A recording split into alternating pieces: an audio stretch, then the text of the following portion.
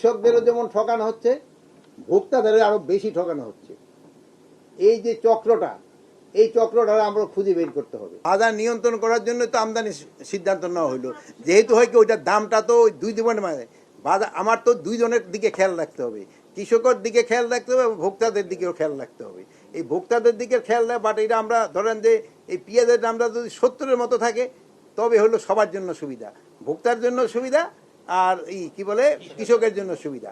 এখন এটা যে বেশি দাম বেড়ে যায় সেই সময় হলো ভোক্তার জন্য অসুবিধা, কৃষকের জন্য সুবিধা। বাট আমার হলো একটা ব্যালেন্স রাখতে হবে, কোন জায়গায় গেলে দুজনের সুবিধাটা পায়। সারের ক্ষেত্রে সারের কিন্তু মজুদের কোনো অভাব নেই, তবে আমরা কিছু কিছু ক্ষেত্রে মানে নিরুৎসাহিত করতে চাচ্ছি তামাক উৎপাদনটা নিরুৎসাহিত করার জন্য আমরা তামাকের সার দেওয়ার ক্ষেত্রে আমরা একটু খুব তাড়াতাড়ি একটু কড়াকড়ি আরোপ করব, যেন যেহেতু তামাকের উৎপাদন করার পরে তামাক খেয়ে কোনো লাভ আমাদের কারো নাই, এটা খালি ক্ষতি ছাড়া কোনো কিছু